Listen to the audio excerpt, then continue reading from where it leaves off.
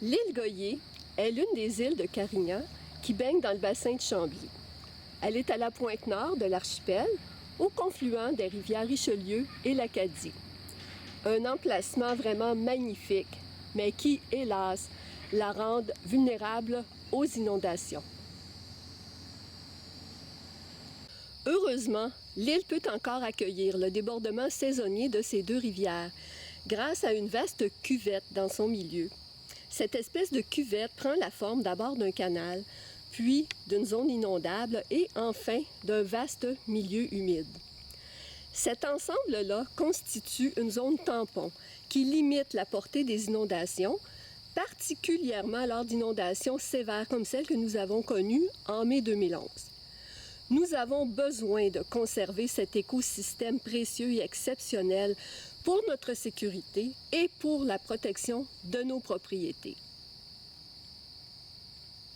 Pour ce qui est des zones inondables, en matière de construction, les règles sont claires. Aucune construction. Par contre, pour ce qui est des milieux humides, c'est une toute autre histoire.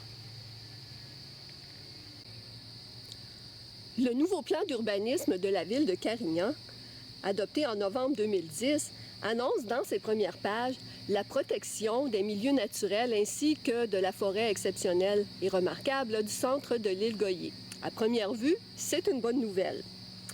Mais voilà que dans les règlements de zonage, on a attribué à tout le milieu humide un zonage de milieu naturel habitable, le rendant ainsi disponible à la construction résidentielle.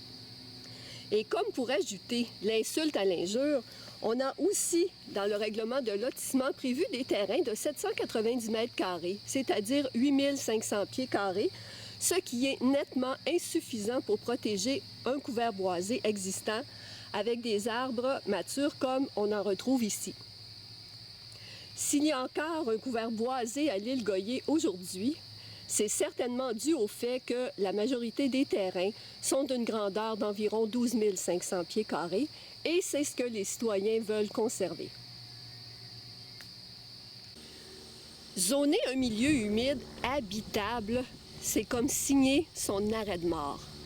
C'est donner un passeport à des promoteurs et à des constructeurs pour présenter des projets au ministère de l'Environnement avec de grandes probabilités qu'ils acceptent des compensations.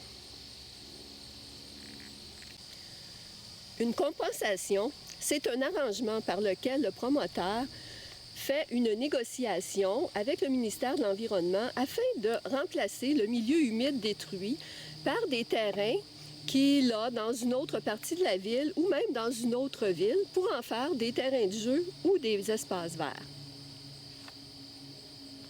Est-ce que ça va nous donner de l'espace pour accueillir le débordement de la rivière l'année prochaine, ici, à l'île Goyet? C'est à cause de systèmes de compensation stupides que le Québec a perdu autant de ses milieux humides. Pourquoi pensez-vous que les inondations sont plus fréquentes et plus intenses dans notre région? Pourquoi pensez-vous que certaines régions creusent des bassins de rétention, alors que d'autres établissent même leurs milieux humides qui ont été détruits précédemment? Les milieux humides, c'est essentiel. En disant non aux deux règlements du plan d'urbanisme le 2 octobre prochain, vous forcerez la ville à n'avoir qu'un seul discours. Quand on veut protéger les milieux naturels, on ne les zone pas habitables. Le 2 octobre, c'est non, non et non.